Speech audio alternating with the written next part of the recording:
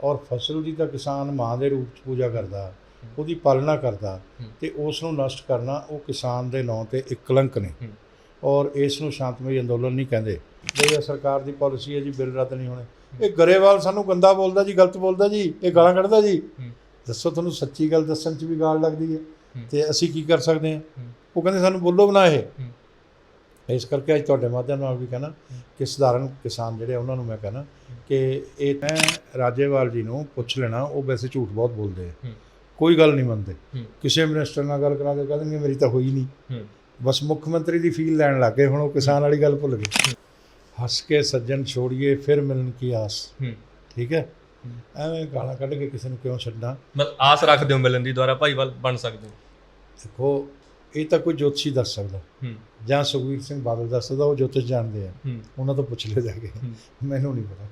ਜੇ ਆਧਾਰ ਬਹੁਤਾ ਤਾਂ ਮੇਰੇ ਮੁਕਾਬਲੇ ਆ ਕੇ ਰਾਜਪੁਰੇ ਤੋਂ ਚੋਣ ਲੜ ਲੈ, ਪਤਾ ਲੱਗ ਜੂ ਉਹਦਾ ਆਧਾਰ ਕਿੰਨਾ, ਠੀਕ ਹੈ? ਤੇ ਉਸ ਤੋਂ ਬਾਅਦ ਮੈਂ ਉਹਨਾਂ ਨੂੰ ਇਹ ਕਹਿਣਾ ਕਿ ਇਸ ਵਾਰ ਉਸੇ ਸੀਟ ਤੋਂ ਚੋਣ ਲੜਿਓ, ਤੇ ਜਿੱਥੋਂ ਪਹਿਲਾਂ ਜਿੱਤੇ ਸੀ ਉੱਥੇ ਬੀਜੇਪੀ ਦਾ ਬਹੁਤ ਬੜਾ ਆਧਾਰ ਹੈ। ਜਿੱਥੇ ਸੰਗਠਨ ਮਜ਼ਬੂਤ ਹੁੰਦਾ, ਉੱਥੇ ਜਿਹਦੇ ਸਿਰ 'ਤੇ ਹੱਥ ਰੱਖਦੇ ਉਹ MLA ਬਣ ਜਾਂਦਾ। ਕਿਸਾਨ ਲੀਡਰ ਜਿਹੜੇ ਕਮਿਊਨਿਸਟ ਵਿਚਾਰਧਾਰਾ ਦੇ ਆ, ਉਹ ਖੁਦ ਤਾਂ ਬੋਲਣ ਦੀ ਆਜ਼ਾਦੀ ਚਾਹੁੰਦੇ ਆ ਜੋ ਸੰਵਿਧਾਨ ਨੇ ਦਿੱਤੀ ਆ, ਦੂਜਿਆਂ ਦੀ ਬੋਲਣ ਦੀ ਆਜ਼ਾਦੀ ਖੋਹਦੇ ਆ, ਤੇ ਇਸ ਤਰ੍ਹਾਂ ਦੀਆਂ ਗੱਲਾਂ ਕਰਦੇ। ਮੈਂ ਸਮਝਦਾ ਇਹ ਅੰਦੋਲਨ ਜਿਹੜਾ ਕਿਸਾਨਾਂ ਦਾ ਚੱਲ ਰਿਹਾ, ਇਹ ਹਿੰਸਕ ਅੰਦੋਲਨ ਆ, ਇਹਨਾਂ ਦੀ ਨਹੀਂ ਹੈ ਜਿਹੜੇ 2-4 ਕਿਸਾਨ ਲੀਡਰ ਆ। ਇਸ ਕਰਕੇ ਉਹ ਮੈਂ ਕਿਸਾਨਾਂ ਨੂੰ ਤੁਹਾਡੇ ਮਾਧਿਅਮ ਨਾਲ ਵੀ ਸੱਦਾ ਦਿੰਦਾ ਕਿ ਦੂਸਰੇ ਦਿਨ ਗੱਲਾਂ ਖਤਮ ਹੋ ਜਾਣਗੀਆਂ, ਜਾਂ ਤਾਂ ਇਹਨਾਂ ਨੂੰ ਕਿਸਾਨ ਲੀਡਰਾਂ ਨੂੰ ਸਿੱਧੇ ਕਰਕੇ ਲੈ ਆਓ। ਸਾਰੀਆਂ ਸਰਕਾਰ ਮੰਨਣ ਨੂੰ ਤਿਆਰ ਆ ਤੁਹਾਡੀਆਂ ਤਰਕ ਸੰਗਤ ਗੱਲਾਂ। ਐਵੇਂ ਹੀ ਆਪਾਂ ਕਹੀ ਜਾਈਏ ਆ ਕਾਲਾ ਕਾਨੂੰਨ ਆ ਜੀ, ਆ ਗੋਰਾ ਕਾਨੂੰਨ ਆ। ਕਿ ਤੁਸੀਂ ਲੀਡਰ ਹੋ, ਤੁਸੀਂ ਜੇ ਵੋਟਾਂ ਵੀ ਲੈਣੀਆਂ ਤਾਂ ਵੀ ਪੰਜਾਬ ਤੋਂ ਲੈਣੀਆਂ ਨੇ, ਹੈ ਨਾ? ਤਾਂ ਤੁਸੀਂ ਲੱਗਦਾ ਪੰਜਾਬ ਦੇ ਲੋਕਾਂ ਦੇ ਪੱਖ ਦੇ ਵਿੱਚ ਹਾਂ ਦਾ ਨਾਰਾ ਮਾਰਿਆ ਜਾਵੇ। ਦੇਖੋ, ਤੁਹਾਡਾ ਹੀ ਖਿਆਲ ਹੈ ਮੋਦੀ ਜੀ ਪੰਜਾਬ ਵਿਰੋਧੀ ਨੇ? ਨਹੀਂ, ਅਸੀਂ ਇਹ ਗੱਲ ਨਹੀਂ ਕਹਿ ਰਹੇ। ਨਹੀਂ, ਆਪਣਾ ਸਵਾਲ ਫਿਰ ਤੇ ਮੋਦੀ ਜੀ ਖੁਦ ਪੰਜਾਬ ਦੇ ਹਿੱਤ 'ਚ ਨੇ। ਬਹੁਤ ਬਹੁਤ ਸਵਾਗਤ ਆ ਤੁਹਾਡਾ, ਤੁਸੀਂ ਦੇਖ ਰਹੇ ਹੋ ਬਾਈ ਜੀ TV ਤੇ ਮੈਂ ਜੱਸੀ ਬੜੈਚ। ਸੋ ਅੱਜ ਦੀ ਮੁਲਾਕਾਤ ਸਾਡੀ ਬੇਹੱਦ ਖਾਸ ਰਹੂਗੀ। ਅੱਜ ਸਾਡੇ ਨਾਲ ਪੰਜਾਬ BJP ਦੇ ਸੀਨੀਅਰ ਲੀਡਰ ਹਰਜੀਤ ਗਰੇਵਾਲ ਜੀ ਮੌਜੂਦ ਨੇ, ਉਹਨਾਂ ਨਾਲ ਗੱਲਬਾਤ ਕਰਾਂਗੇ। ਬਹੁਤ ਬਹੁਤ ਸਵਾਗਤ ਹੈ ਜੀ ਤੁਹਾਡਾ। ਸਭ ਤੋਂ ਪਹਿਲਾਂ ਸਰ, ਅੱਜ ਦਾ ਦੇਖੀਏ 8 ਜੁਲਾਈ ਨੂੰ ਕਿਸਾਨਾਂ ਨੇ ਵੱਧਦੀ ਹੋਈ ਮਹਿੰਗਾਈ ਦੇ, ਤੇਲ ਦੀਆਂ ਲਾ ਲਓ, ਗੈਸ ਦੀਆਂ ਲਾ ਲਓ, ਕੀਮਤਾਂ ਦੇ ਵਿਰੁੱਧ ਪ੍ਰੋਟੈਸਟ ਕੀਤਾ ਸੜਕਾਂ 'ਤੇ। 2 ਘੰਟੇ ਦਾ ਉਹਨਾਂ ਨੇ ਕਿਹਾ ਵੀ ਆਪਣੇ ਵਹੀਕਲ ਸੜਕਾਂ ਦੇ ਕਿਨਾਰੇ 'ਤੇ ਲਾ ਕੇ ਪ੍ਰੋਟੈਸਟ ਕਰੋ। ਉਹ ਚੀਜ਼ ਨੂੰ ਕਿਵੇਂ ਦੇਖਦੇ? ਦੇਖੋ, ਲੋਕਤੰਤਰ 'ਚ ਲੋਕਤਾਂਤਰਿਕ ਤਰੀਕੇ ਨਾਲ ਸ਼ਾਂਤਮਈ ਪ੍ਰੋਟੈਸਟ ਕਰਨ ਦਾ ਹਰ ਕਿਸੇ ਨੂੰ ਅਧਿਕਾਰ ਹੈ। ਜੋ ਸਾਡਾ ਸੰਵਿਧਾਨ ਅਧਿਕਾਰ ਦਿੰਦਾ ਉਹਦਾ ਉਹ ਇਸਤੇਮਾਲ ਕਰ ਰਹੇ ਹੈ। ਪਰ ਜੇ ਕੋਈ ਹਿੰਸਕ ਪ੍ਰਦਰਸ਼ਨ ਕਰੇ ਤਾਂ ਉਸ ਲਈ ਅਲਾਉ ਨਹੀਂ ਕੀਤਾ ਜਾਂਦਾ। ਉਹ ਕਾਨੂੰਨ ਆਪਣਾ ਕੰਮ ਕਰਦਾ।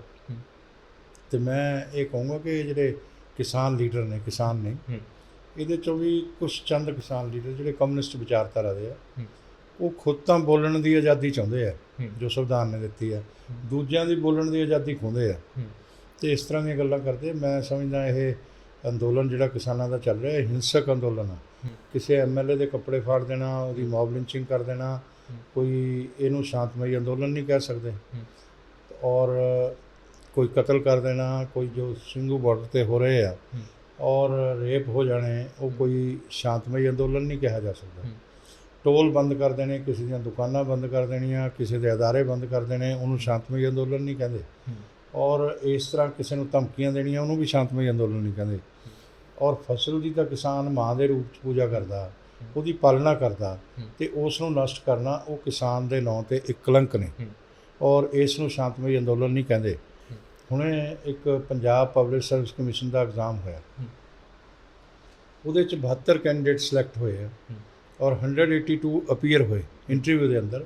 ਉਹਨਾਂ ਨੂੰ ਕੁਐਸਚਨ ਸੀਗੇ ਕਿ ਵੀ ਇਹ ਜਿਹੜਾ ਕਿਸਾਨ ਅੰਦੋਲਨ ਆ, ਕਿ ਇਹ ਅੰਦੋਲਨ ਜਿਹੜਾ ਹੈਗਾ, ਕਾਨੂੰਨ ਜਿਹੜੇ ਨੇ ਜਿਨ੍ਹਾਂ ਲਈ ਕਰ ਰਹੇ, ਜਿਨ੍ਹਾਂ ਨੂੰ ਕਾਲੇ ਕਾਨੂੰਨ ਕਹਿ ਰਹੇ, ਉਹ ਕਾਲੇ ਕਾਨੂੰਨ ਨੇ। ਹੁਣ ਜਿਹੜੇ ਲੋਕਾਂ ਨੇ ਆਉਣ ਵਾਲੇ 30 ਸਾਲ 'ਚ ਪੰਜਾਬ ਨੂੰ ਪ੍ਰਸ਼ਾਸਨਿਕ ਸੇਵਾਵਾਂ ਦੇਣੀਆਂ ਨੇ, ਉਹ ਲੋਕ ਨੇ। ਉਹਨਾਂ ਨੇ ਕਿਹਾ ਨਹੀਂ, ਇਹ ਕਾਨੂੰਨ ਬਹੁਤ ਅੱਛੇ ਹੈ ਮੋਦੀ ਜੀ ਦੇ। ਫਿਰ ਉਹਨਾਂ ਨੇ ਕਿਹਾ ਕਿ ਇਹਨਾਂ ਕਾਨੂੰਨਾਂ ਦੇ ਬਾਰੇ 'ਚ ਫਿਰ ਲੋਕ ਅੰਦੋਲਨ ਕਿਉਂ ਕਰ ਰਹੇ? ਉਹਨਾਂ ਨੇ ਕਿਹਾ ਕਿ ਇਹ ਟਰਸਟ ਡੈਫੀਸਿਟ ਹੈ, ਮਤਲਬ ਵਿਸ਼ਵਾਸ ਨਹੀਂ ਪੈਦਾ ਕਰ ਪਾਏ। ਫਿਰ ਉਹਨਾਂ ਨੂੰ ਕਿਹਾ ਗਿਆ ਕਿ ਪੁੱਛਿਆ ਗਿਆ ਕਿ ਕੀ ਇਹ ਅੰਦੋਲਨ ਪੀਸਫੁਲ ਹੈ? ਜੋ ਗੱਲ ਮੈਂ ਪਹਿਲਾਂ ਕਹਿ ਕੇ ਹਟਿਆ ਉਹੀ ਉਹਨਾਂ ਨੇ ਕਹੀ ਕਿ ਇਹ ਅੰਦੋਲਨ ਹਿੰਸਕ ਆ, ਪੀਸਫੁਲ ਅੰਦੋਲਨ ਨਹੀਂ, ਲੋਕਤੰਤਰਿਕ ਤਰੀਕੇ ਨਾਲ ਨਹੀਂ ਹੋ ਰਿਹਾ। ਉਹਨਾਂ 'ਚੋਂ 60 ਲੋਕ ਉਹ ਨੇ ਜਿਹੜੇ ਸਿਲੈਕਸ਼ਨ ਹੋਈ ਹੈ ਜਿਨ੍ਹਾਂ ਦੀ, ਉਹਨਾਂ ਦੇ ਇਹ ਜਵਾਬ ਸੀਗੇ। ਤੇ ਇਸ ਤੇ ਮੈਂ ਸਮਝਦਾ ਕਿ ਇਹਨਾਂ ਨੂੰ ਕਿਸਾਨ ਲੀਡਰਾਂ ਨੂੰ ਜ਼ਰੂਰ ਵਿਚਾਰ ਕਰਨਾ ਚਾਹੀਦਾ। ਮੇਰੀ ਗੱਲ ਤਾਂ ਨਾ ਮੰਨੋ, ਕਿਸੇ ਹੋਰ ਦੀ ਨਾ ਮੰਨੋ, ਜਿਹੜੇ ਪ੍ਰਸ਼ਾਸਨਿਕ ਸੇਵਾਵਾਂ 'ਚ ਸਿਲੈਕਸ਼ਨ ਜਿਨ੍ਹਾਂ ਦੀ ਹੋ ਰਹੀ ਹੈ ਉਹਨਾਂ ਦੀ ਗੱਲ ਮੰਨ ਲਓ। ਇਹ ਅਜੇ ਵੀ ਆਪਣੇ ਐਕਸ਼ਨ ਜਿਹੜੇ ਆ, ਜਿਹੜੀਆਂ ਇਹ ਹਰਕਤਾਂ ਕਰਦੇ ਆ, ਉਹਨਾਂ ਨੂੰ ਇਹ ਬਹੁਤ ਅੱਛਾ ਕਹਿੰਦੇ ਆ। ਇਹ ਪੰਜਾਬ ਦੇ ਹਾਲਾਤ ਖਰਾਬ ਕਰਨਗੇ। ਪੰਜਾਬ ਦੀ ਜਵਾਨੀ ਜਿਹੜੀ ਪਹਿਲਾਂ ਸੰਤਾਪ ਭੁਗਤਿਆ ਪੰਜਾਬ ਨੇ, ਹਜ਼ਾਰਾਂ ਦੀ ਤਾਦਾਦ 'ਚ ਹੀ ਲੋਕ ਜਿਹੜੇ ਆ ਨੌਜਵਾਨ ਮਾਰੇ ਗਏ ਔਰ ਪੰਜਾਬ ਦਾ ਬਹੁਤ ਬੜਾ ਨੁਕਸਾਨ ਹੋਇਆ ਉਹਦੇ 'ਚ। ਤੇ ਇਸੇ ਤਰ੍ਹਾਂ ਦੀ ਇਹ ਹੁਣ ਅੱਗੇ ਜਾ ਕੇ ਹਾਲਾਤ ਖਰਾਬ ਕਰਨ ਜਾ ਰਹੇ ਆ। ਤੇ ਕਿਸਾਨ ਲੀਡਰਾਂ ਨੂੰ ਮੇਰੀ ਪ੍ਰਾਰਥਨਾ ਹੈਗੀ ਆ ਵੀ ਇਹ ਕੰਮ ਨਾ ਕਰੋ। ਕਿਸਾਨ ਨਹੀਂ ਇਹ ਕੰਮ ਕਰਦਾ, ਇਹਨਾਂ ਨੇ ਗੁੰਡਾ ਗਰੋਹ ਬਣਾ ਲਏ ਨੇ, ਉਹ ਇਹ ਕੰਮ ਕਰਦੇ ਆ। ਔਰ ਇਹ ਕੈਪਟਨ ਅਮਰਿੰਦਰ ਸਿੰਘ ਔਰ ਕਾਂਗਰਸ, ਇਹਨਾਂ ਦਾ ਵਰਦ ਹਸਤਾ ਇਹ ਸਟੇਟ ਸਪਾਂਸਰਡ ਟੈਰਰਿਜ਼ਮ, ਰਾਜਨੀਤਿਕ ਆਤੰਕਵਾਦ ਫੈਲਾਇਆ ਜਾ ਰਿਹਾ ਔਰ ਇਹ ਆਪਣੇ ਹਿੱਤ ਸਾਧਣ ਲਈ ਫੈਲਾਇਆ ਜਾ ਰਿਹਾ। ਇਹ ਅੰਦੋਲਨ ਜਿਹੜਾ ਹੈਗਾ ਸਿਆਸੀ ਹਿੱਤਾਂ ਤੋਂ ਪ੍ਰੇਰਿਤ ਆ, ਨਾ ਕਿ ਇਹ ਕੋਈ ਕਿਸਾਨ ਹਿੱਤਾਂ ਤੋਂ ਪ੍ਰੇਰਿਤ ਹੋ। ਬਿਲਕੁਲ। ਚਲੋ ਬਾਕੀ ਗੱਲਾਂ ਬਾਅਦ 'ਚ ਆਉਂਦੇ ਆ। ਜੋ ਅੱਜ ਉਹਨਾਂ ਨੇ ਮਹਿੰਗਾਈ 'ਤੇ ਕੀਤਾ ਗਾ, ਇਹ ਤਾਂ ਤੁਸੀਂ ਵੀ ਮੰਨਦੇ ਹੋ, ਇਹ ਤਾਂ ਜਾਇਜ਼ ਸੀਗਾ, ਕਿਉਂਕਿ ਤੇਲ ਦੀਆਂ ਜੋ ਕੀਮਤਾਂ ਨੇ ਆਏ ਦਿਨ ਆਸਮਾਨ ਨੂੰ ਛੂਹ ਰਹੀਆਂ ਨੇ, ਗੈਸ ਦੀਆਂ ਕੀਮਤਾਂ ਆਏ ਦਿਨ ਆਸਮਾਨ ਨੂੰ ਛੂਹ ਰਹੀਆਂ ਨੇ, ਇਹ ਤਾਂ ਕਿਤੇ ਨਾ ਕਿਤੇ ਜਾਇਜ਼ ਸੀਗਾ। ਦੇਖੋ, ਕੋਵਿਡ ਦਾ ਸਮਾਂ ਸੀ, ਇਹਦੇ ਸਰਕਾਰ ਦਾ ਧਿਆਨ ਉਸ ਦਿਸ਼ਾ 'ਚ ਨਹੀਂ ਗਿਆ। ਪ੍ਰਧਾਨ ਮੰਤਰੀ ਜੀ ਨੇ ਖੁਦ ਕਿਹਾ ਕਿ ਹੁਣ ਮਹਿੰਗਾਈ ਨੂੰ ਨੱਥ ਪਾਉਣੀ ਹੈ। ਤੇ ਇਹਦੇ 'ਚ ਜਿਹੜੀ ਡੀਜ਼ਲ ਪੈਟਰੋਲ ਦੀ ਗੱਲ ਆ, ਹਰਿਆਣਾ, ਪੰਜਾਬ, ਹਰਿਆਣਾ, ਚੰਡੀਗੜ੍ਹ ਔਰ ਦਿੱਲੀ 'ਚੋਂ ਇੱਥੇ 5% ਟੈਕਸ ਜ਼ਿਆਦਾ। ਪੰਜਾਬ ਸਰਕਾਰ ਨੂੰ ਵੀ ਆਪਣਾ ਟੈਕਸ ਘੱਟ ਕਰਨਾ ਚਾਹੀਦਾ 5%, ਔਰ ਕੇਂਦਰ ਨੂੰ ਵੀ ਰਾਹਤ ਦੇਣੀ ਚਾਹੀਦੀ ਹੈ। ਤਾਂ ਉਹ ਕੇਂਦਰ ਦੇ ਹੀ ਰਿਹਾ ਔਰ ਆਉਣ ਵਾਲੇ ਸਮੇਂ 'ਚ ਤੁਹਾਨੂੰ ਪਤਾ ਵੀ ਲੱਗ ਜਾਊਗਾ। ਤੇ ਇਹ ਜ਼ਰੂਰ ਕਿ ਬਾਕੀ ਕੀਮਤਾਂ 'ਤੇ ਵੀ ਕੰਟਰੋਲ ਹੋਣਾ ਚਾਹੀਦਾ, ਕਿਉਂਕਿ ਜਦੋਂ ਡੀਜ਼ਲ ਪੈਟਰੋਲ ਦੀਆਂ ਵੱਧਦੀਆਂ ਨੇ ਤਾਂ ਫਰੇਟ ਵੀ ਵੱਧਦੇ ਆ। ਉਹਦੇ ਨਾਲ ਨੈਚੁਰਲੀ ਕਿ ਬਾਕੀ ਸਾਰੀਆਂ ਕੀਮਤਾਂ 'ਤੇ ਫਰਕ ਪੈਂਦਾ, ਉਹ ਜ਼ਰੂਰ ਜਨਤਾ ਨੂੰ ਰਾਹਤ ਮਿਲੂਗੀ, ਕਿਉਂਕਿ ਮੋਦੀ ਜੀ ਦੇ ਧਿਆਨ 'ਚ। ਬਿਲਕੁਲ। ਅੰਦੋਲਨ ਦੀ ਗੱਲ ਕਰਦੇ ਹਾਂ, ਤੁਸੀਂ ਲਗਾਤਾਰ ਕਹਿੰਦੇ ਹੋ ਵੀ ਜਿਹੜੇ ਕਾਨੂੰਨ ਨੇ ਕਿਸਾਨਾਂ ਦੇ ਹਿੱਤ ਦੇ ਵਿੱਚ ਨੇ, ਫਿਰ ਗਲਤੀ ਕਿੱਥੇ ਨਾ ਕਿਤੇ ਜਦ ਤੱਕ ਸਮਝਾਉਣ ਦੇ ਵਿੱਚ ਗਲਤੀ ਰਹਿ ਗਈ। ਇਹ ਗੱਲ ਤੁਸੀਂ ਮੰਨਦੇ, ਜਦ ਤੁਹਾਡਾ ਫੇਲੀਅਰ ਤੁਸੀਂ ਸਮਝਾ ਨਹੀਂ ਸਕੇ, ਜਦ ਇੰਨੀ ਵੱਡੀ ਆਵਾਮ ਦੇ ਵਿੱਚ ਲੋਕ ਕਹਿ ਰਹੇ ਨੇ ਵੀ ਸਾਨੂੰ ਕਾਨੂੰਨ ਨਹੀਂ ਮਨਜ਼ੂਰ, ਤਾਂ ਲੱਗਦਾ ਨਹੀਂ ਵੀ ਜੇ ਕਿਸੇ ਆਵਾਮ ਨੂੰ ਮਨਜ਼ੂਰ ਹੀ ਨਹੀਂ ਚੀਜ਼ ਤਾਂ ਉਹਨੂੰ ਹਟਾ ਦਿੱਤੀ ਜਾਵੇ। ਇਸ ਤਰ੍ਹਾਂ ਜੱਟ ਨੂੰ ਜਦੋਂ ਇਹ ਕਹਿ ਦਿਓ ਨਾ ਵੀ ਤੇਰੀ ਜ਼ਮੀਨ ਖੋਹ ਲੈਣੀ ਹੈ, ਉਹ ਮਾਰਨ 'ਤੇ ਹੋ ਜਾਂਦਾ, ਕਹਿੰਦਾ ਜਾਨ ਲੈ ਲੂੰਗਾ। ਬਿਲਕੁਲ। ਉਹਨਾਂ ਨੂੰ ਇਹ ਕਹਿ ਕੇ ਲੈ ਗਏ ਕਿ ਭਾਈ ਤੁਹਾਡੀਆਂ ਜ਼ਮੀਨਾਂ ਮੋਦੀ ਜੀ ਨੇ ਖੋਹ ਕੇ ਅਡਾਨੀ ਔਰ ਅੰਬਾਨੀ ਨੂੰ ਦੇ ਦੇਣੀਆਂ। ਨਾ ਕਿਸੇ ਨੇ ਜ਼ਮੀਨ ਖੋਹੀ ਹੈ ਅਤੇ ਨਾ ਖੋਹਣੀ ਹੈ, ਪਰ ਉਹਨਾਂ ਨੂੰ ਇਹ ਸਮਝਾਉਣ 'ਚ ਕਾਮਯਾਬ ਹੋ ਗਏ। ਇਸ ਕਰਕੇ ਮੇਰਾ ਉਹਨਾਂ ਨੂੰ ਇੱਕੋ ਹੀ ਚੀਜ਼ ਕਹਿਣੀ ਆ ਕਿ ਇਹਨਾਂ ਦੇ ਬਹਿਕਾਵੇ 'ਚ ਨਾ ਆਓ। ਔਰ ਕਿਸਾਨਾਂ ਦੇ ਲਈ ਜਿੰਨੀਆਂ ਵੀ ਕਿਸਾਨ ਲੀਡਰ ਤਾਂ ਮੰਨਣਾ ਨਹੀਂ ਚਾਹੁੰਦੇ। ਕਿਉਂ ਨਹੀਂ ਮੰਨਣਾ ਚਾਹੁੰਦੇ? ਕਿਉਂਕਿ ਉਹ ਇਹ ਅੰਦੋਲਨ ਨੂੰ 2024 ਤੱਕ ਲੈ ਕੇ ਜਾਣਾ ਚਾਹੁੰਦੇ ਆ। ਲੋਕ ਸਭਾ ਦਾ ਚੁਣਾਵ ਲੜ ਰਹੇ ਆ। ਉਹ ਕਿਸਾਨ ਦਾ ਮੋਢਾ ਲੱਭ ਕੇ ਪ੍ਰਧਾਨ ਮੰਤਰੀ ਦਾ ਅਤੇ ਸਰਕਾਰ ਦਾ ਚਿਹਰਾ ਖਰਾਬ ਕਰਨਾ ਚਾਹੁੰਦੇ ਆ। ਪਰ ਜੇ ਕਿਸਾਨ ਹਿੱਤ ਦੀਆਂ ਗੱਲਾਂ ਜਿੰਨੀਆਂ ਨੇ ਸਰਕਾਰ ਸਾਰੀਆਂ ਮੰਨ ਰਹੀ ਹੈ ਔਰ ਉਸ ਕਿਸਾਨ ਦੀ ਰਿਸਪੈਕਟ ਹੈ ਜਿਹੜਾ ਜੈਨੂਅਨ ਕਿਸਾਨ ਸੜਕਾਂ 'ਤੇ ਬੈਠਾ, ਇਹਨਾਂ ਦੀ ਨਹੀਂ ਹੈ ਜਿਹੜੇ 2-4 ਕਿਸਾਨ ਲੀਡਰ ਹੈ। ਇਸ ਕਰਕੇ ਉਹ ਮੈਂ ਕਿਸਾਨਾਂ ਨੂੰ ਤੁਹਾਡੇ ਮਾਧਿਅਮ ਨਾਲ ਵੀ ਸੱਦਾ ਦਿੰਦਾ ਕਿ ਦੂਸਰੇ ਦਿਨ ਗੱਲਾਂ ਖਤਮ ਹੋ ਜਾਣਗੀਆਂ, ਜਾਂ ਤਾਂ ਇਹਨਾਂ ਨੂੰ ਕਿਸਾਨ ਲੀਡਰਾਂ ਨੂੰ ਸਿੱਧੇ ਕਰਕੇ ਲੈ ਆਓ। ਸਾਰੀਆਂ ਸਰਕਾਰ ਮੰਨਣ ਨੂੰ ਤਿਆਰ ਆ ਤੁਹਾਡੀਆਂ ਤਰਕਸੰਗਤ ਗੱਲਾਂ। ਐਵੇਂ ਹੀ ਆਪਾਂ ਕਹੀ ਜਾਈਏ ਆ ਕਾਲਾ ਕਾਨੂੰਨ ਆ ਜੀ, ਆ ਗੋਰਾ ਕਾਨੂੰਨ। ਅੱਛਾ, ਜਿਹੜੇ ਕਾਨੂੰਨ ਕਹਿੰਦੇ ਆ ਕਾਲੇ ਕਾਨੂੰਨ ਆ, ਉਹ ਤਾਂ ਅਜੇ ਤੱਕ ਲਾਗੂ ਨਹੀਂ ਹੋਏ, ਤਾਂ ਹੋਲਡ 'ਤੇ ਨੇ। ਤੇ ਜਿਹੜੀ ਆਤਮ ਹੱਤਿਆ ਕਿਸਾਨ ਕਰ ਰਿਹਾ, ਉਹ ਇਹਨਾਂ ਨੂੰ ਪੁੱਛੋ ਕਿਉਂ ਕਰ ਰਿਹਾ? ਉਹ ਤਾਂ ਕਾਂਗਰਸ ਦੇ ਜਿਹੜੇ ਕਾਨੂੰਨ ਬਣਾਏ ਹੋਏ ਉਹਨਾਂ ਕਰਕੇ ਕਰ ਰਿਹਾ। ਤੇ ਇਹ ਕਹੀ ਜਾਣਗੇ ਹਰ ਸਟੇਜ ਤੋਂ ਇਹ ਕਾਲੇ ਕਾਨੂੰਨਾਂ ਨੇ ਮਾਰਤੇ, ਸਾਡੀ ਨਸਲ ਮਾਰਤੀ, ਸਾਡੀ ਫਸਲ ਮਾਰਤੀ। ਅਜੇ ਤਾਂ ਲਾਗੂ ਹੀ ਨਹੀਂ ਹੋਏ ਭਰਾਵਾ। ਉਹ ਲੱਖਾ ਸਿਧਾਣਾ ਵਰਗੇ ਵੀ ਗੈਂਗਸਟਰ ਇਹ ਗੱਲਾਂ ਕਰਦੇ ਆ। ਤੇ ਮੈਨੂੰ ਨਹੀਂ ਸਮਝ ਆਉਂਦੀ ਵੀ ਇਹ ਕਿੱਦਾਂ ਦਾ ਅੰਦੋਲਨ ਆ ਔਰ ਇਹਦੇ 'ਚ ਕਿਹੜੇ ਲੋਕ ਲੱਗੇ ਹੋਏ ਆ। ਤੇ ਸਮਾਜ ਸੇਵੀ ਲੋਕ ਲੱਗੇ ਹੋਣ ਤਾਂ ਅੱਛੀ ਗੱਲ ਹੈਗੀ ਆ। ਤੇ ਜਿਹੜੇ ਇਹ ਕਿਸਾਨ ਦੇ ਨਾਂ 'ਤੇ ਜਿਹੜੇ ਕਲੰਕ ਨੇ, ਇਹਨਾਂ ਤੋਂ ਜ਼ਰੂਰ ਕਿਸਾਨ ਨੂੰ ਬਚਣਾ ਚਾਹੀਦਾ। ਬਿਲਕੁਲ। ਗੱਲ ਕਰੀਏ ਕਾਨੂੰਨਾਂ ਦੀ, ਚਲੋ ਲੰਬੇ ਟਾਈਮ ਤੋਂ ਚਰਚਾ ਹੁੰਦੀ ਹੈਗੀ। ਸਰ, ਤੁਹਾਨੂੰ ਨਹੀਂ ਲੱਗਦਾ ਵੀ ਤੁਹਾਨੂੰ ਪਹਿਲਾਂ ਪੰਜਾਬ ਦੇ ਹੱਕ ਦੇ ਵਿੱਚ ਹਾਂ ਦਾ ਨਾਅਰਾ ਮਾਰਿਆ ਜਾਣਾ ਚਾਹੀਦਾ? ਕਿਉਂਕਿ ਤੁਸੀਂ ਮੋਦੀ ਸਾਹਿਬ ਦੇ ਬੜਾ ਨਜ਼ਦੀਕ ਹੋ, ਤੁਸੀਂ ਇਹ ਮੰਗਾਂ ਲੈ ਕੇ ਚੱਲੋ, ਕਿਉਂਕਿ ਤੁਸੀਂ ਹਾਲਾਂਕਿ ਤੁਸੀਂ ਲੀਡਰ ਹੋ, ਤੁਸੀਂ ਜੇ ਵੋਟਾਂ ਵੀ ਲੈਣੀਆਂ ਤਾਂ ਵੀ ਪੰਜਾਬ ਤੋਂ ਲੈਣੀਆਂ ਨੇ, ਹੈ ਨਾ? ਤਾਂ ਤੁਸੀਂ ਲੱਗਦਾ ਪੰਜਾਬ ਦੇ ਲੋਕਾਂ ਦੇ ਪੱਖ ਦੇ ਵਿੱਚ ਹਾਂ ਦਾ ਨਾਅਰਾ ਮਾਰਿਆ ਜਾਵੇ। ਦੇਖੋ, ਤੁਹਾਡਾ ਹੀ ਖਿਆਲ ਹੈ ਮੋਦੀ ਜੀ ਪੰਜਾਬ ਵਿਰੋਧੀ ਨੇ? ਨਹੀਂ, ਅਸੀਂ ਇਹ ਗੱਲ ਨਹੀਂ ਕਹਿ ਰਹੇ। ਨਹੀਂ, ਆਪਣਾ ਸਵਾਲ ਫਿਰ ਤੇ ਮੋਦੀ ਜੀ ਖੁਦ ਪੰਜਾਬ ਦੇ ਹਿੱਤ 'ਚ ਨੇ। ਪੰਜਾਬ ਵੀ ਦੇਸ਼ ਦਾ ਹਿੱਸਾ। ਜੇ ਪੰਜਾਬ ਦੀ ਤਰੱਕੀ ਨਹੀਂ ਹੋਊਗੀ ਤਾਂ ਦੇਸ਼ ਦੀ ਤਰੱਕੀ ਵੀ ਨਹੀਂ ਹੋ ਸਕਦੀ, ਦੇਸ਼ ਦਾ ਵਿਕਾਸ ਵੀ ਨਹੀਂ ਹੋ ਸਕਦਾ। ਇਹ ਸਾਰੀਆਂ ਚੀਜ਼ਾਂ ਸਮਝਦੇ ਆ। ਜੇ ਕਿਸਾਨ ਦੀ ਜੇਬ 'ਚ ਪੈਸਾ ਨਹੀਂ ਹੋਏਗਾ, ਖੇਤ ਮਜ਼ਦੂਰ ਦੀ ਜੇਬ 'ਚ ਪੈਸਾ ਨਹੀਂ ਹੋਏਗਾ, ਤਾਂ ਕਿਸਾਨ ਔਰ ਖੇਤ ਮਜ਼ਦੂਰ ਸਭ ਤੋਂ ਬੜਾ ਕੰਜ਼ਿਊਮਰ ਆ। ਤੇ ਫਿਰ ਦੁਕਾਨਦਾਰ ਦਾ ਮਾਲ ਵੀ ਨਹੀਂ ਵਿਕਣਾ। ਤੇ ਕਾਰਖਾਨੇਦਾਰ ਦਾ ਮਾਲ ਵੀ ਨਹੀਂ ਬਣਨਾ। ਤੇ ਇਹ ਜਿਹੜੀ ਐਗਰੀਰੀਅਨ ਬੇਸਡ ਇਕਨੋਮੀ ਹੈ, ਇਸ ਨੂੰ ਮੋਦੀ ਜੀ ਬਹੁਤ ਚੰਗੀ ਤਰ੍ਹਾਂ ਸਮਝਦੇ ਆ। ਇਸ ਕਰਕੇ ਇਹ ਗੱਲਾਂ ਕਹਿਣੀਆਂ ਕਿ ਕਿਸਾਨ ਦੇ ਹਿੱਤ 'ਚ ਨਹੀਂ ਹੈਗੇ, ਤਾਂ ਜਾਂ ਅਸੀਂ ਕਿਸਾਨ ਦੇ ਹਿੱਤ 'ਚ ਨਹੀਂ ਗੱਲ ਕਰਦੇ। ਮੈਂ ਤਾਂ ਆਪ ਕਿਸਾਨ, ਜ਼ਮੀਨ ਤੋਂ ਰੋਟੀ ਖਾਧੀ ਹੈ। ਤੁਹਾਡਾ ਵੀ ਜੇ ਕਿਤੇ ਨਾ ਕਿਤੇ ਪਿਤਾ ਮੁਖੀ ਕਿੱਤਾ ਜੋ ਕਿਸਾਨੀ ਆ, ਕਿਸਾਨੀ ਨਾਲ ਜੁੜੇ ਹੋ ਤੁਸੀਂ। ਨਹੀਂ, ਕਿਸਾਨੀ ਨਾਲ ਜੁੜੇ ਹੋਣ ਦਾ ਮਤਲਬ ਇਹ ਥੋੜਾ ਕਿ ਜੇ ਤੁਹਾਨੂੰ ਪਤਾ ਦੇਸ਼ 'ਚ ਕਿੰਨਾ ਕਿਸਾਨ ਹੈ? 24 ਕਰੋੜ ਕਿਸਾਨ ਹੈ। ਬਿਲਕੁਲ। ਇਹ ਕਿੰਨੇ ਨੇ ਜਿਹੜੇ ਅੰਦੋਲਨ ਕਰ ਰਹੇ ਆ? 4 ਜ਼ਿਲ੍ਹੇ ਪੰਜਾਬ ਦੇ ਆ, 2 ਜ਼ਿਲ੍ਹੇ ਹਰਿਆਣਾ ਦੇ ਆ, 1 ਜ਼ਿਲ੍ਹਾ ਵੈਸਟਰਨ ਉੱਤਰ ਪ੍ਰਦੇਸ਼ ਦਾ, ਪੱਛਮੀ ਉੱਤਰ ਪ੍ਰਦੇਸ਼। ਕਿਸਾਨਾਂ ਦਾ ਕਹਿਣਾ ਵੀ ਜੇ ਯੂਪੀ ਦੀ ਹਾਲਤ ਦੇਖ ਲਈ ਕਿਸਾਨਾਂ ਦੀ, ਤਾਂ ਪੰਜਾਬ ਤੋਂ ਕਿਤੇ ਜਾ ਕੇ 72 ਹਾਲਤ ਆ। ਉਹ ਪੰਜਾਬ ਦਾ 3 ਕਿੱਲੇ ਵਾਲਾ ਕਿਸਾਨ ਵੀ ਖੁਸ਼ਹਾਲ ਹੈ। ਉਹ ਇਹ ਕਾਲੇ ਕਾਨੂੰਨਾਂ ਨੇ ਕਰਤੀ, ਜਿਨ੍ਹਾਂ ਨੂੰ ਕਾਲੇ ਕਹਿੰਦੇ ਆ, ਉਹ ਤਾਂ ਲਾਗੂ ਹੀ ਨਹੀਂ ਹੈ। ਇਹ ਤਾਂ ਪਹਿਲਾਂ ਕਾਂਗਰਸ ਦੇ ਜਿਹੜੇ ਕਾਨੂੰਨ ਬਣਾਏ ਹੋਏ ਆ, ਉਹਨਾਂ ਨੇ ਇਹ ਕੰਮ ਕੀਤਾ। ਉਹਨਾਂ ਉੱਥੇ ਕਹਿੰਦੇ ਪ੍ਰੋਪਰ ਤਰੀਕੇ ਨਾਲ ਮੰਡੀਕਰਨ ਹੈ ਨਹੀਂਗਾ ਵੀ। ਉਹ ਗੱਲ ਸੁਣ ਲਓ, ਮੰਡੀਕਰਨ ਦੀ ਵੀ ਗੱਲ ਦੱਸ ਦਿੰਦੇ। ਇਹ ਜਿਹੜੇ ਕਿਸਾਨ ਦੇ ਬਾਰੇ 'ਚ ਗੱਲ ਕਰਦੇ ਆ ਨਾ, ਕਿਸਾਨ ਦੀ ਹਾਲਤ ਨੂੰ ਖਰਾਬ ਕਰਨ ਦੇ ਲਈ ਜਿਹੜੇ ਕਾਂਗਰਸ ਦੀ ਵਿਚਾਰਧਾਰਾ ਸੀ, ਔਰ ਜਿਹੜੀ ਕਿਸਾਨ ਦੀ ਲੌਬੀ ਦਾ ਨਾ ਹੋਣਾ, ਮਜ਼ਬੂਤ ਲੌਬੀ ਨਾ ਹੋਣਾ ਦੇਸ਼ 'ਚ। ਮੈਂ ਰਾਜੇਵਾਲ ਜੀ ਨੂੰ ਪੁੱਛ ਲੈਣਾ, ਉਹ ਵੈਸੇ ਝੂਠ ਬਹੁਤ ਬੋਲਦੇ ਆ, ਕੋਈ ਗੱਲ ਨਹੀਂ ਮੰਨਦੇ। ਕਿਸੇ ਮਿਨਿਸਟਰ ਨਾਲ ਗੱਲ ਕਰਾ ਕੇ ਕਹਿ ਦੇਣਗੇ ਮੇਰੀ ਤਾਂ ਹੋਈ ਨਹੀਂ, ਬਸ ਮੁੱਖ ਮੰਤਰੀ ਦੀ ਫੀਲ ਲੈਣ ਲੱਗ ਗਏ। ਹੁਣ ਉਹ ਕਿਸਾਨ ਵਾਲੀ ਗੱਲ ਭੁੱਲ ਗਏ। ਤੇ ਬੰਦਾ ਭਲਾ ਸੀ, ਪਤਾ ਨਹੀਂ ਕਿਉਂ ਇਹਨਾਂ ਚੱਕਰਾਂ 'ਚ ਪੈ ਗਏ। ਤੇ ਮੈਂ ਇਹਦੇ 'ਚ ਇਹ ਕਿਹਾ ਸੀ ਰਾਜੇਵਾਲ ਜੀ ਨੂੰ ਉੱਥੇ ਵਿਗਿਆਨ ਭਵਨ ਦੀ ਗੱਲ, ਕਿ ਰਾਜੇਵਾਲ ਜੀ, ਦੇਸ਼ 'ਚ ਇੰਡਸਟਰੀਅਲਿਸਟਾਂ ਦੀ ਵੀ ਲੌਬੀ ਸੀ ਬਹੁਤ ਮਜ਼ਬੂਤ, ਟ੍ਰੇਡਰਸ ਦੀ ਲੌਬੀ ਸੀ, ਇੰਪਲੋਈਜ਼ ਦੀ ਲੌਬੀ ਸੀ, ਮਜ਼ਦੂਰਾਂ ਦੀ ਲੌਬੀ ਸੀ, ਹਰ ਵਰਗ ਦੀ ਸੀ। ਔਰ ਉਹ ਆਪਣੇ ਹਿੱਤ 'ਚ ਕੰਮ ਕਰਵਾ ਲੈਂਦੇ ਸੀ। ਜਿਹਨਾਂ ਦੇ ਖਿਲਾਫ ਕੋਈ ਗੱਲ ਹੁੰਦੀ ਸੀ ਤਾਂ ਉਹ ਖੜੇ ਹੋ ਜਾਂਦੇ ਸੀ। ਸਿਰਫ ਕਿਸਾਨ ਦੀ ਲੌਬੀ ਨਹੀਂ ਸੀ। ਮੈਂ ਕਿਹਾ ਪਹਿਲੀ ਵਾਰ ਦੇਸ਼ ਦੇ ਅੰਦਰ ਮਜ਼ਬੂਤ ਕਿਸਾਨ ਲੌਬੀ ਬਣੀ ਹੈ, ਤੇ ਕਿਸਾਨ ਹਿੱਤ ਦੀਆਂ ਸਾਰੀਆਂ ਗੱਲਾਂ ਸਰਕਾਰ ਮੰਨ ਰਹੀ ਹੈ। ਤੁਸੀਂ ਇਹ ਗੱਲਾਂ ਮੰਨਵਾ ਕੇ ਕਿਸਾਨ ਦੀ ਲੌਬੀ ਨੂੰ ਇੰਟੈਕਟ ਰੱਖਦੇ ਹੋਏ, ਇਹਨੂੰ ਐਜ਼ ਇਟ ਇਜ਼ ਰੱਖਦੇ ਹੋਏ ਵਾਪਸ ਲੈ ਜਾਓ, ਔਰ ਅੱਗੇ ਵਾਸਤੇ ਸਾਡੀ ਮਜ਼ਬੂਤ ਲੌਬੀ ਬਣ ਗਈ ਹੈ। ਪਰ ਇਹ ਨਾ ਕਰਿਓ ਕਿ ਕਿਸਾਨ ਦਾ ਤੁਸੀਂ ਬਹੁਤ ਬੜਾ ਨੁਕਸਾਨ ਕਰ ਰਹੇ ਹੋ ਜੇ ਤੁਸੀਂ ਅੰਦੋਲਨ ਲੰਬਾ ਲੈ ਕੇ ਜਾਓਗੇ। ਤੇ ਜੇ ਤੁਸੀਂ ਇਹ ਕਰੋਗੇ ਤਾਂ ਤੁਹਾਨੂੰ ਇਤਿਹਾਸ ਵੀ ਮਾਫ ਨਹੀਂ ਕਰੇਗਾ। ਤੇ ਰਾਜੇਵਾਲ ਹੁਣ ਤਾਂ ਹੁਣੇ ਫੀਲ ਲੈ ਲਈ, ਮੁੱਖ ਮੰਤਰੀ ਦੀ ਸਭ ਇਲੈਕਸ਼ਨਾਂ ਲੜਨ ਦੀ ਗੱਲ ਕਰਨ ਲੱਗ ਗਏ। ਤੇ ਉਹ ਕਹਿੰਦੇ ਵੀ ਮੈਂ ਤਾਂ ਨਹੀਂ ਆਊਂਗਾ ਚੋਣ 'ਚ, ਉਹਨਾਂ ਨੇ ਇਹ ਗੱਲ ਸਪਸ਼ਟੀਕਰਨ ਦੇ ਦਿੱਤੀ। ਉਹ ਝੂਠੇ ਆ ਬਹੁਤ। ਕੱਲ ਨੂੰ ਫਿਰ ਕਹਿਣਗੇ ਮੈਂ ਆ ਗਿਆ ਜੀ, ਮੈਨੂੰ ਬਣਾ ਦਿਓ। ਉਹ ਤਾਂ ਆਮ ਆਦਮੀ ਦੇ ਚੱਕਰ ਕਿਉਂ ਕੱਢਦੇ ਸੀ? ਮੁੱਖ ਮੰਤਰੀ ਬਣਨ ਲਈ ਤਾਂ ਕੱਢਦੇ। ਅਕਾਲੀ ਦਲ ਦੇ ਹਲਕਾ ਇੰਚਾਰਜ ਕਿਉਂ ਬਣੇ ਸੀ? ਇਹ ਹਲਕਾ ਇੰਚਾਰਜ ਰਹੇ ਸਮਰਾਲੇ ਤੋਂ, ਦੱਸੋ ਜੇ ਨਹੀਂ ਰਹੇ। ਆ ਚੜੂਨੀ ਆ, ਇਹਨੇ ਚੁਣਾਵ ਲੜਿਆ ਸੀ, ਜਮਾਤ ਜ਼ਬਤ ਤੋਂ 1100 ਵੋਟਾਂ ਪਈਆਂ। ਫਿਰ ਲੋਕ ਸਭਾ ਦਾ ਲੜਿਆ ਤਾਂ 2100 ਪਈਆਂ। ਇਹਦੀ ਘਰ ਵਾਲੀ ਨੇ ਲੜਿਆ, ਉਹਦੀ ਵੀ ਜਮਾਤ ਜ਼ਬਤ ਹੋ ਗਈ। ਆ ਟਿਕੈਤ ਨੇ ਲੜਿਆ, ਇਹਦੀ ਵੀ ਜਮਾਤ ਜ਼ਬਤ ਹੋ ਗਈ। 6000 ਵੋਟਾਂ ਪਈਆਂ ਸੀ। ਚੋਣਾਂ ਤੁਸੀਂ ਨੇ ਵੀ ਲੜਨੀ ਨਾ, ਤੁਹਾਨੂੰ ਲੱਗਦਾ ਵੀ ਪੰਜਾਬ ਦੇ ਲੋਕਾਂ ਨੂੰ ਆਪਦੇ ਪੱਖ 'ਚ ਹੀ ਕੀਤਾ ਜਾਵੇ। ਚਲੋ ਠੀਕ ਆ, ਜੇ ਮੰਨ ਲਓ ਤੁਸੀਂ ਕਹਿੰਦੇ ਸਾਡੀਆਂ ਚੋਣਾਂ ਨੂੰ ਛੱਡੋ, ਮੇਰੀ ਬਹੁਤੀ ਚਿੰਤਾ ਨਾ ਕਰੋ। ਮੈਂ ਆਪਦੇ ਹਲਕੇ ਦੀ 5 ਸਾਲ ਇਮਾਨਦਾਰੀ ਨਾਲ ਸੇਵਾ ਕੀਤੀ ਹੈ, 24 ਘੰਟੇ ਕੀਤੀ ਹੈ। ਮੈਂ ਤਾਂ ਇਹਨਾਂ ਨੂੰ ਕਹਿਣਾ ਸਾਰੇ ਮੇਰੇ ਖਿਲਾਫ ਆ ਕੇ ਚੁਣਾਵ ਲੜ ਲਓ, ਪਤਾ ਲੱਗ ਜਾਊ ਇਹਨਾਂ ਨੂੰ ਜਿਹੜੇ ਗੱਲਾਂ ਕਰਦੇ ਨੇ। ਇਹੋ ਜਿਹੀ ਕੋਈ ਗੱਲ ਨਹੀਂ ਹੈ। ਤੇ ਮੇਰੇ ਹਲਕੇ ਦੇ ਲੋਕ ਮੈਨੂੰ ਬਹੁਤ ਪਿਆਰ ਕਰਦੇ ਆ, ਬਹੁਤ ਸਤਿਕਾਰ ਦਿੰਦੇ ਆ, ਪਰ ਇਹ ਗੁੰਡਾਗਰਦੀ ਕਰਦੇ ਆ। ਪਰਸੋਂ ਚੰਡੀਗੜ੍ਹ 'ਚ ਵੀ ਕੀਤੀ, ਹੁਣ ਇੱਕ ਕੰਪਲੇਂਟ ਕੀਤੀ ਆ। ਤੇ ਕਦੇ ਕਿਤੇ ਕਰਦੇ ਆ, ਕਦੇ ਕਿਤੇ ਕਰਦੇ ਆ। ਵਿਗਾੜ ਕੁਛ ਨਹੀਂ ਪਾਉਂਦੇ, ਪਰ ਗੁੰਡੇ ਨੇ ਬੇਸਿਕਲੀ। ਔਰ ਇਹ ਲੋਕਾਂ ਦੀ ਆਵਾਜ਼ ਬੰਦ ਕਰਨਾ ਚਾਹੁੰਦੇ ਨੇ, ਉਹ ਨਹੀਂ ਕਰ ਸਕਦੇ।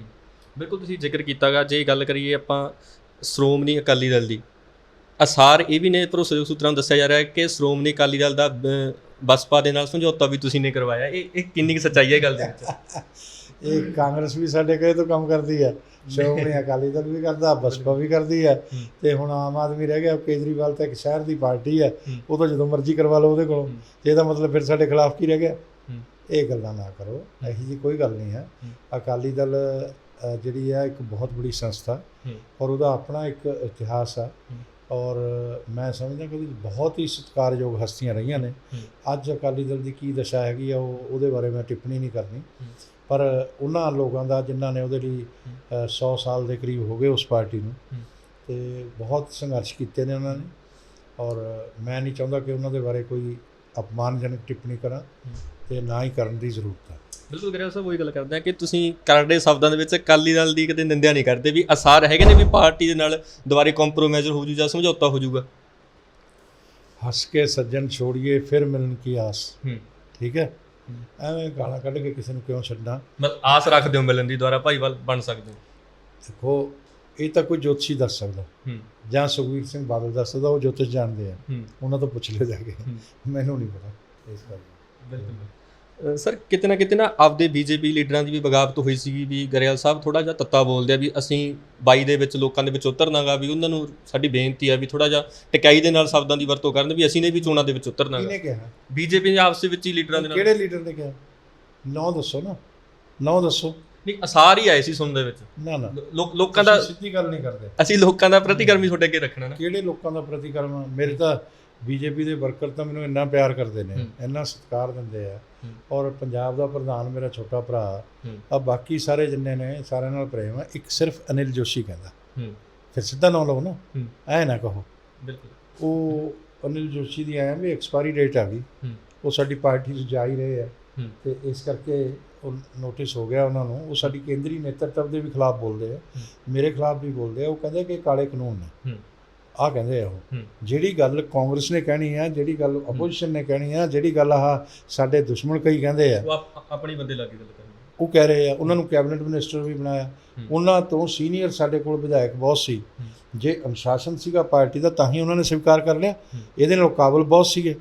ਤੇ ਇਸ ਕਰਕੇ ਹੁਣ ਜੋਸ਼ੀ ਜੀ ਕਹਿ ਰਹੇ ਆ ਕਿ ਮੇਰਾ ਤਾਂ ਆਧਾਰ ਹੀ ਬਹੁਤ ਆ, ਬਾਕੀ ਕਿਸ ਦਾ ਆਧਾਰ ਨਹੀਂ ਹੈ। ਜੇ ਆਧਾਰ ਬਹੁਤਾ ਤਾਂ ਮੇਰੇ ਮੁਕਾਬਲੇ ਆ ਕੇ ਰਾਜਪੁਰੇ 'ਤੇ ਚੋਣ ਲੜ ਲੈ, ਪਤਾ ਲੱਗ ਜੂ ਉਹਦਾ ਆਧਾਰ ਕਿੰਨਾ।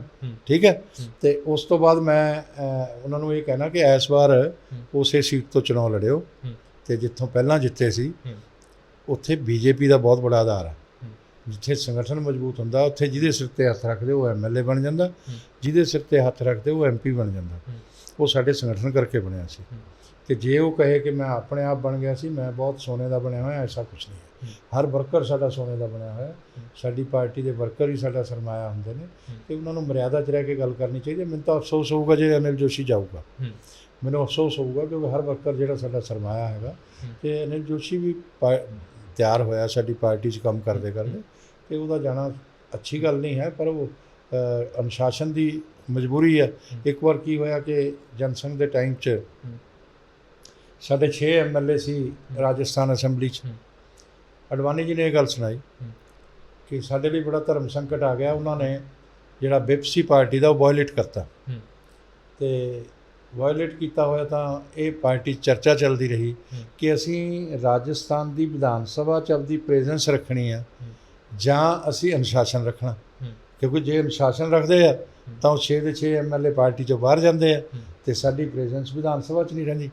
ਤੇ ਪਾਰਟੀ ਨੇ ਆਖਰ 2-3 ਦਿਨ ਸੋਚ ਵਿਚਾਰ ਤੋਂ ਬਾਅਦ ਇਹ ਫੈਸਲਾ ਲਿਆ ਕਿ ਸਾਡੇ ਲਈ ਅਨੁਸ਼ਾਸਨ ਜ਼ਿਆਦਾ ਜ਼ਰੂਰੀ ਹੈ, ਔਰ ਸਾਨੂੰ ਵਿਧਾਨ ਸਭਾ 'ਚ ਪ੍ਰੈਜ਼ੈਂਸ ਨਹੀਂ ਚਾਹੀਦੀ।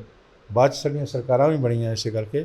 ਸਾਡੀ ਪਾਰਟੀ ਦੀ ਵਿਸ਼ੇਸ਼ਤਾ ਹੀ ਇਹ ਹੈ ਕਿ ਸਾਡੀ ਪਾਰਟੀ ਕੈਡਰ ਬੇਸਡ ਕਮ ਮਾਸ ਬੇਸਡ ਆਰਗੇਨਾਈਜੇਸ਼ਨ, ਇੱਕ ਵਿਚਾਰਧਾਰਕ ਸੰਗਠਨ ਹੈ, ਤੇ ਉਸ ਨੂੰ ਲੈ ਕੇ ਅਸੀਂ ਚੱਲਦੇ ਹਾਂ। ਕਿਸੇ ਇੱਕ ਨੂੰ ਪ੍ਰਧਾਨ ਮੰਤਰੀ, ਕਿਸੇ ਇੱਕ ਨੂੰ ਮੁੱਖ ਮੰਤਰੀ ਜਾਂ ਕਿਸੇ ਇੱਕ ਨੂੰ ਮੰਤਰੀ ਬਣਾਉਣ ਲਈ ਨਹੀਂ ਫਿਰਦੇ। ਸਾਡਾ ਜਿਹੜਾ ਯੁੱਗ ਪੁਰਸ਼ ਦੀਨ ਦਿਆਲ ਉਪਾਧਿਆਏ ਜੀ ਨੇ ਇਕਾਤਮ ਮਾਨਵ ਦਰਸ਼ਨ ਸਾਡੀ ਵਿਚਾਰਧਾਰਾ ਦਿੱਤੀ ਹੈ, ਉਹ ਮੈਂ ਨਟਸ਼ੈਲ ਤੁਹਾਨੂੰ ਦੱਸ ਦਿੰਦਾ। ਉਹ ਇਹ ਆ ਕਿ ਜਿਹੜਾ ਆਖਰੀ ਵਿਅਕਤੀ ਹੈ, ਜਿਹਦੇ ਸਿਰ 'ਤੇ ਛੱਤ ਨਹੀਂ, ਜਿਹਦੇ ਤਨ ਨੂੰ ਕੱਪੜਾ ਨਹੀਂ, ਜਿਹਦੇ ਪੇਟ ਨੂੰ ਰੋਟੀ ਨਹੀਂ, ਜਦੋਂ ਤੱਕ ਉਹਦਾ ਭਲਾ ਨਹੀਂ ਹੋਏਗਾ ਉਦੋਂ ਤੱਕ ਦੇਸ਼ ਦਾ, ਸਮਾਜ ਦਾ ਭਲਾ ਨਹੀਂ ਹੋ ਸਕਦਾ। ਅਸੀਂ ਜਿਹੜੇ 11 ਕਰੋੜ ਤੋਂ ਵੱਧ ਵਰਕਰ ਜੁੜ ਕੇ ਬੈਠਦੇ ਹਾਂ, ਅੱਜ ਅਸੀਂ ਦੁਨੀਆ ਦਾ ਮੈਂਬਰਸ਼ਿਪ ਦੇ ਹਿਸਾਬ ਨਾਲ ਸਭ ਤੋਂ ਬੜਾ ਰਾਜਨੀਤਿਕ ਦਲ, ਵਿਚਾਰਧਾਰਕ ਦਲ ਸਭ ਤੋਂ ਬੜਾ, ਤੇ ਅਸੀਂ ਜੁੜ ਬੈਠਦੇ ਹਾਂ ਉਸ ਵਿਅਕਤੀ ਦੇ, ਆਖਰੀ ਵਿਅਕਤੀ ਦੇ ਭਲੇ ਲਈ, ਜਿਹਦੇ ਸਿਰ 'ਤੇ ਛੱਤ ਨਹੀਂ, ਜਿਹਦੇ ਤਨ ਨੂੰ ਕੱਪੜਾ ਨਹੀਂ, ਜਿਹਦੇ ਪੇਟ ਨੂੰ ਰੋਟੀ ਨਹੀਂ। ਇਹ ਪ੍ਰਧਾਨ ਮੰਤਰੀ, ਮੁੱਖ ਮੰਤਰੀ ਤਾਂ ਇਹ ਸਾਡੇ ਬਣ ਜਾਂਦੇ ਆ। ਫਿਰ ਮੋਦੀ ਜੀ ਵੀ ਉਸੇ ਵਿਚਾਰਧਾਰਾ ਨੂੰ ਲੈ ਕੇ ਚੱਲਦੇ ਆ, ਅਸੀਂ ਵੀ ਉਸੇ ਵਿਚਾਰਧਾਰਾ ਨੂੰ ਲੈ ਕੇ ਚੱਲਦੇ ਹਾਂ। ਇਸ ਕਰਕੇ ਅਸੀਂ ਆਪਦੇ ਲੀਡਰ ਦੇ ਔਰ ਆਪਦੀ ਪਾਰਟੀ ਦੇ, ਆਪਦੇ ਵਿਚਾਰ ਦੇ ਨਾਲ ਡਟ ਕੇ ਖੜ੍ਹੇ ਹਾਂ। ਸਾਨੂੰ ਕੋਈ ਉੱਥੋਂ ਹਿਲਾ ਨਹੀਂ ਸਕਦਾ। ਤੇ ਜੇ ਕੋਈ ਕਹੇ ਭਾਜਪਾ ਨੂੰ ਡਰਾ ਲਾਂਗੇ, ਅਸੀਂ ਉੱਤਰ ਪ੍ਰਦੇਸ਼ ਦੇ ਆਪਣਾ ਕਸ਼ਮੀਰ ਦੇ ਅੰਦਰ, ਵੈਲੀ ਦੇ ਅੰਦਰ 26 ਵਿਧਾਨ ਸਭਾ ਸੀਟਾਂ ਸੀ, ਉੱਥੇ ਚੁਣਾਵ ਲੜਦੇ ਸੀ ਹਰ ਸਾਲ, ਤੇ ਸਾਡੇ 5-6 ਵਰਕਰਾਂ ਨੂੰ ਗੋਲੀ ਮਾਰ ਦਿੱਤੀ ਜਾਂਦੀ ਸੀ, ਤੇ ਉਹ ਸ਼ਹੀਦ ਕਰ ਦਿੱਤੇ ਜਾਂਦੇ ਸੀ। ਅਸੀਂ ਉੱਥੇ ਵੀ ਸਰਕਾਰ ਬਣਾਈ। ਵੈਸਟ ਬੰਗਾਲ ਦੇ ਅੰਦਰ, ਇਹ ਤਾਂ ਰਾਜੇਵਾਲ ਤਾਂ ਝੂਠ ਬੋਲੀ ਜਾਂਦਾ, ਮਾਂਜਤੇ ਨਹੀਂ ਕਿ ਮਾਂਜਤੇ, ਇਹ ਤਾਂ ਆਪਦੇ ਆਪ ਨੂੰ ਰੱਬ ਸਮਝਣ ਲੱਗ ਗਿਆ। ਇਹ ਕਹਿੰਦਾ ਕ੍ਰਿਸ਼ਨ ਭਗਵਾਨ ਵੀ ਮੈਂ ਤੇ ਗੁਰੂ ਨਾਨਕ ਵੀ ਮੈਂ, ਉਹ ਨਹੀਂ ਹੈ ਇਹ। ਤੇ ਇਹ ਕਹਿੰਦਾ ਅਸੀਂ ਬੀਜੇਪੀ ਹਰਾਤੀ। ਅਰੇ ਬੀਜੇਪੀ ਕੋਲ ਉੱਥੇ 200 ਸੀਟਾਂ ਸੀ, ਸਾਡੇ ਕੋਲ 3 ਸੀਟਾਂ ਸੀ ਸਾਰੀਆਂ। ਸਾਡੇ ਕੋਲ 10% ਵੋਟ ਸੀ, ਹੁਣ ਸਾਡਾ 37% ਵੋਟ ਸ਼ੇਅਰ ਹੈ। 77 ਸੀਟਾਂ ਸਾਡੇ ਅਸੀਂ ਜਿੱਤੀਆਂ, ਅਸੀਂ ਤਾਂ ਵਧੇ ਹਾਂ ਉੱਥੇ। ਉਹ ਸਰਕਾਰ ਦੀ ਗੱਲ ਕਰਦੇ, ਸਰਕਾਰ ਤਾਂ ਮਮਤਾ ਜੀ ਦੀ ਬਣੀ। ਅਰੇ ਭਾਈ ਦੇਖੋ, ਜਦੋਂ ਸਾਡੇ ਕੋਲ ਸੀਟਾਂ ਹੀ 3 ਨੇ, ਹੁਣ ਪੰਜਾਬ 'ਚ ਸਾਡੇ ਕੋਲ 2 ਸੀਟਾਂ ਨੇ ਤੇ ਅਸੀਂ 200 ਤੇ ਜਾਵਾਂਗੇ। ਜਾਂ ਤਾਂ ਸਾਨੂੰ ਮੰਨਣ ਦੀ ਗੱਲ ਤਾਂ ਕੋਈ ਤਾਂ ਕਰੇ, ਜੇ ਸਾਡੇ ਕੋਲ 20 ਸੀਟਾਂ ਹੋਣ ਤੇ ਅਸੀਂ 2 ਤੇ ਰਹਿ ਜਾਈਏ। ਅਸੀਂ ਤਾਂ ਵਧਣਾ ਹੀ ਵਧਣਾ, ਗੇ ਨਹੀਂ ਕਰਨਾ। ਤੇ ਇਸ ਕਰਕੇ ਇਹ ਗੱਲਾਂ ਜਿਹੜੀਆਂ ਨੇ, ਇਹ ਉਹ ਰਾਜੇਵਾਲ ਜੀ, ਮੈਂ ਸਮਝਦਾ ਪੋਲੀਟੀਸ਼ੀਅਨ ਨਹੀਂ ਹੈ, ਉਹ ਲੋਕਾਂ ਨੂੰ ਬਹਿਕਾ ਕੇ ਵਿਦੇਸ਼ਾਂ ਤੋਂ ਪੈਸਾ ਪੂਸਾ ਹੋਰ ਸਾਰਾ ਕੁਝ ਫੰਡ ਆਉਣੇ ਆ ਤੇ ਉਹਦੇ 'ਚ ਲੱਗੇ ਰਹਿੰਦੇ। ਇਹ ਨਹੀਂ, ਇਹਨਾਂ ਨੂੰ ਕਰਨਾ ਚਾਹੀਦਾ। ਕਮਿਊਨਿਸਟਾਂ ਦੀ ਇਹ ਸੋਚ ਹੁੰਦੀ ਹੈ, ਉਹ ਵੀ ਕਮਿਊਨਿਸਟਾਂ 'ਚ ਮਿਲ ਕੇ ਉਹੋ ਜਿਹੇ ਹੋ ਗਏ, ਪਹਿਲਾਂ ਤਾਂ ਠੀਕ ਸੀਗੇ। ਤੁਸੀਂ ਗੱਲ ਕੀਤੀ ਹੈ ਵੀ ਪੰਜਾਬ ਦੇ ਵਿੱਚ 2 ਸੀਟਾਂ ਸੀ, ਪਰ ਹੁਣ ਤਾਂ 22 ਦੇ ਵਿੱਚ ਤਾਂ 117 ਦੀ ਚੋਣ ਲੜੀ ਜਾਊਗੀ। 117 ਤੇ ਹੀ ਲੜ ਰਹੇ ਹਾਂ ਬਈ। ਹੁਣ ਅਸੀਂ, ਮੇਰੀ ਗੱਲ ਸੁਣੋ, ਇੱਕ ਚੀਜ਼ ਸਮਝ ਲਓ ਧਿਆਨ ਨਾਲ, ਅਸੀਂ ਭਾਰਤੀ ਜਨਸੰਘ ਤੋਂ ਭਾਰਤੀ ਜਨਤਾ ਪਾਰਟੀ ਬਣੇ ਹਾਂ, ਠੀਕ ਹੈ। ਉਸ ਵੇਲੇ ਮੇਰੇ ਯਾਦ ਆ, ਮੈਨੂੰ ਵੀ ਅੱਜ 32 ਸਾਲ ਹੋ ਗਏ ਇਸ ਪਾਰਟੀ 'ਚ। ਅਸੀਂ ਜਦੋਂ ਚੋਣ ਲੜਦੇ ਸੀ, ਮੈਂ ਵੀ ਲੋਕ ਸਭਾ ਲੜਿਆ 95 'ਚ, ਠੀਕ ਹੈ। ਅੱਛਾ, ਉਦੋਂ ਅਸੀਂ ਇਕੱਲੇ ਲੜੇ ਸੀ। ਤੇ ਜਦੋਂ ਜਨਸੰਘ ਦਾ ਟਾਈਮ ਸੀ, ਉਦੋਂ 500 ਜਾਂ 1000 ਵੋਟ ਪੈਣੇ ਹੁੰਦੇ ਸੀ, ਪਤਾ ਹੁੰਦਾ ਸੀ। ਪਰ ਅਸੀਂ ਉਦੋਂ ਵੀ ਐਸੇ ਮਾਹੌਲ ਨਾਲ ਲੜਦੇ ਸੀ ਕਿ ਅਸੀਂ ਜਿੱਤਣ ਲਈ ਲੜ ਰਹੇ ਹਾਂ, ਹਾਰਨ ਲਈ ਨਹੀਂ ਲੜੇ ਕਦੇ ਵੀ। ਸਾਡੀ ਇਹ ਕਾਰਜਕਰਤਾ ਦੀ ਇੱਕ ਜਿਹੜੀ ਹੈ ਟੈਂਡੈਂਸੀ, ਇੱਕ ਸੁਭਾਅ ਆ, ਵਿਚਾਰਧਾਰਾ।